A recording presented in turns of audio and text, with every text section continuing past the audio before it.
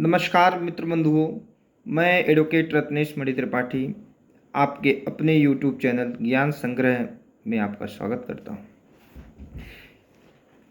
मित्रों, आज हमारे देश के लिए बहुत ही महत्वपूर्ण बदलाव करने का दिन शुरुआत हुआ है। इसमें हमारे देश में चल रहे जो कानून व्यवस्था है, कानून संहिताएं हैं, जो अभी वर्तमान समय में जिनके आधार पर हमें न्याय मिल रहा है न्यायालय से, उनमें संशोधन करने के लिए लोकसभा में हमारे देश के गृह मंत्री माननीय अमित शाह जी ने 3 बिल पेश किया है। इस बिल में भारतीय दंड संहिता, जिसको आईपीसी कहा जाता है, दंड प्रक्रिया संहिता सीआरपीसी जिसको कहा जाता है, और भारतीय साक्ष्य अधिनियम में संशोधन और बदलने के लिए माननीय गृह मंत्री जी ने 3 बिल पेश किया है। इन 3 बिलों को उन्होंने भारतीय न्याय संहिता 2023, भारतीय नागरिक सुरक्षा संहिता 2023 और भारतीय साक्ष्य विधेयक 2023 के नाम से पेश किया है।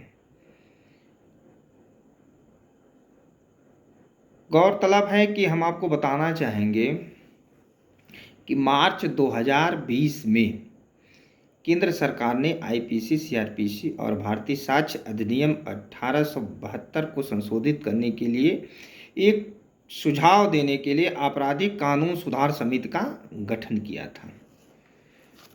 सरकार पहले से ही निश्चय कर ली थी कि जो हमारे भारत में जो अंग्रेजों के द्वारा बनाए गए कानून हैं, इसमें कुछ संशोधन करने की आवश्यकता है, क्योंकि ये कानून जिस समय बने थे उस समय जो देश की परिस्थिति थी उसी के अनुसार बने थे। आज वर्तमान समय में देश की परिस्थितियां बदल चुकी हैं।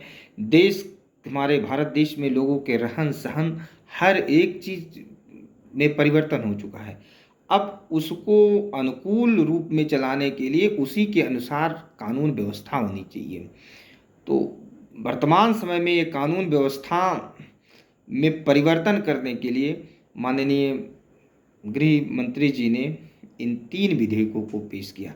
जहाँ तक हम आपको बता रहे थे कि आपराधिक कानून सुधार समिति के लिए गठन किया गया। समिति जो बनाई गई उसकी अध्यक्षता नेशनल लॉ यूनिवर्सिटी के तत्कालीन VC professor doctor Ranveer Singh ने की। इसमें एनएलयूडी के तत्कालीन registrar professor doctor GS Vajpayee, DNLU के VC professor doctor Balraj Chauhan, senior advocate Mahesh Jethmalani ji और दिल्ली के पूर्व जिला जज एवं सत्र न्यायाधीश जीपी थरेजा जी शामिल रहे। फरवरी 2022 में कमेटी ने जनता से सुझाव लेकर सरकार को रिपोर्ट भेजी। उसने जनता से भी सुझाव मांगा और सुझाव का अवलोकन करके सरकार को अपनी रिपोर्ट सौंपी। अप्रैल 2022 में कानून मंत्रालय ने राज्यसभा को बताया कि सरकार ने आपराधिक कानूनों की व्यापक समीक्षा और प्रक्रिया शुरू कर दी है। इसकी शुरुआत मार्च 2020 से ही हो चुकी थी। जो आज आपके सामने इस परिवर्तन के लिए लोकसभा में बिल पेश किया गया है, इसकी शंखनाद तो 2020 से ही शुरू हो चुकी थी। पिछले साल गृह मंत्री ने कहा था कि सरकार जल्दी आईपीसी, सीआरपीसी और साक्ष्य अधिनियम के लिए नए ड्राफ्ट पेश करेगी, और जो आज उन्होंने दिनांक 11 अगस्त 2023 को लोकसभा के समक्ष प्रस्तुत किया। माननीय गृह मंत्री जी ने लोकसभा में भारतीय न्याय संहिता 2023 जिसकी बिल संख्या 121 है को पेश किया। यह जो है भारतीय दंड संहिता आईपीसी का परिवर्तनीय रूप होगा यदि इसको पास करके लागू कर दिया जाता है। तो इसमें इन्होंने 356 धाराओं को सम्मिलित किया है। वहीं इन्होंने दूसरा बिल भारतीय नागरिक सुरक्षा संहिता 2023 किया, जिसका बिल नंबर 122 रहा। इसमें 533 धाराएं हैं। और तीसरा बिल भारतीय साक्ष्य विधि अधिनियम, या इसको कहते हैं भारतीय साक्ष्य विधेयक जो है 2023, जिसका बिल नंबर 123 है और जिसमें कुल 170 धाराओं का उल्लेख किया गया है। माननीय गृह मंत्री जी ने कहा कि यह बिल जो है आज हम लोकसभा में पेश कर रहे हैं, उन्होंने कहा कि ये तीनों कानून अंग्रेजों द्वारा बनाए गए थे, जो भारतीय दंड संहिता, सीआरपीसी और भारतीय साक्ष्य अधिनियम, जिसके संबंध में, जिसको संशोधन करने के संबंध में इन तीनों बिलों को उन्होंने पेश किया। उन्होंने कहा कि ये तीनों कानून अंग्रेजों द्वारा बनाए गए थे, हम इसे बदल रहे हैं, इसे बदलते हुए नए कानून ला रहे हैं।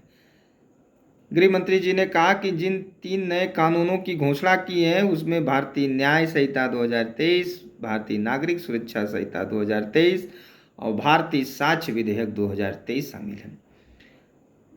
माननीय गृह मंत्री जी ने अपने संबोधन में कहा कि उन्होंने लोकसभा में कहा कि 1860 से लेकर के 2023 तक देश की आपराधिक न्याय प्रणाली अंग्रेजों ने बनाई कानूनों के मुताबिक चलती थी। 3 कानून को बदल दिया जाए और देश में आपराधिक न्याय प्रणाली में बड़ा बदलाव आ जाएगा। इन्होंने बड़े ही गर्व रूप में इस बातों को रखा। इन्होंने बताया कि भारतीय न्याय संहिता 2023 अपराधों से संबंधित प्रावधानों को सांकेतिक और संशोधित करने के लिए और उससे जुड़े या उसके आकस्मिक मामलों के लिए, वहीं भारतीय नागरिक सुरक्षा संहिता 2023 दंड प्रक्रिया से संबंधित कानून को संकेतित और संशोधित करने और उससे जुड़े या उसके प्रासंगिक मामलों के लिए, जबकि भारतीय साक्ष्य विधेयक 2023 निष्पक्ष सुनवाई के लिए साक्ष्य के नियमों और सिद्धांतों को सांकेतिक करने और प्रदान करने के लिए, सिद्धांतों को समेकित करने और प्रदान करने के लिए है। माननीय गृह मंत्री जी ने लोकसभा के संबोधन में कहा कि किसी भी अपराध जिसमें 7 साल से अधिक सजा हो और उसके लिए फोरेंसिक टीमें घटनास्थल पर होनी चाहिए, जिससे अपराध की जांच करने में सहूलियत हो। लेकिन विशेषज्ञों ने आशंका जताई है, जिसके संबंध में विशेषज्ञों ने भी रिसर्च करना शुरू कर दिया कि देश इसके लिए तैयार नहीं है। लेकिन हम 2027 तक देश की सभी अदालतों को कंप्यूटरीकृत करवाना चाहते हैं। हमने 0 FIR को एक विशेष स्थान दिया है और आज़ादी के 75 साल बाद ऐसी पहली बार हुआ है। दुष्कर्म के आरोपी में वीडियो रिकॉर्डेड बयान अनिवार्य कर दिया गया है। पहली बार सामुदायिक सेवा शुरू की जा रही है। यह बहुत ही प्रासंगिक नहीं, लेकिन अब इसे अधिनियमित किया जाएगा। उन्होंने इस बिल के बारे में कुछ विस्तृत बातें बताई। उन्होंने कहा कि कार्रवाई में इस बिल के अंतर्गत ऐसी व्यवस्था की गई है कि इसमें कार्रवाई में कोई देरी नहीं होगी। गृह मंत्री जी ने कहा कि पुलिस अधिकारी भी अब जांच में देरी नहीं कर पाएंगे।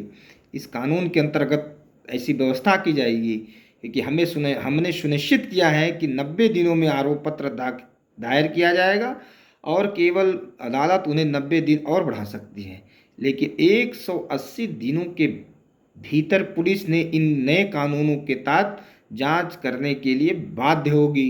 यहाँ तक कि न्यायाधीश भी किसी भी दोषी के लिए अपनी सुनवाई और आदेश में देरी नहीं कर सकेंगे। इससे यह प्रतीत होता है कि यदि यह कानून भारत में आते हैं, संशोधन हो जाता है, तो भारत की जो ये देर से चलने वाली न्यायिक प्रक्रिया है, ये कहीं न कहीं इसमें तेजी आ जाएगी और जनता को बहुत अतिशीघ्र न्याय मिलेगा। ये जो कई वर्षों तक एक कहावत है, तारीख पे तारीख, तारीख पे तारीख, ये चीज़ें छूट जाएंगी। फिर आगे गृह मंत्री जी ने कहा कि बर्दाश्त नहीं होगा महिलाओं के खिलाफ अपराध। उन्होंने बड़े ही डंके की चोट पे कहा, जो देहाती भाषा में कहते हैं डंके की चोट पे कहा ना, वही बात उन्होंने कहा। मंत्री जी ने कहा कि इन विधेयकों के तहत आतंकवाद, मॉब लिंचिंग और महिलाओं के खिलाफ अपराध के मुद्दे को बर्दाश्त नहीं किया जाएगा और सख्ती से निपटा जाएगा। और आईपीसी का नया विधेयक राजद्रोह को के अपराध को पूरी तरह से निरस्त कर देगा। मतलब इसके अंतर्गत राजद्रोह के जो अपराध होंगे वह पूरी तरह से निरस्त कर दिया जाएगा। सामूहिक बलात्कार के लिए 20 साल की सजा की गारंटी है और 18 साल से कम उम्र की किसी भी महिला के साथ बलात्कार के लिए मौत की सजा सुनिश्चित की जाएगी।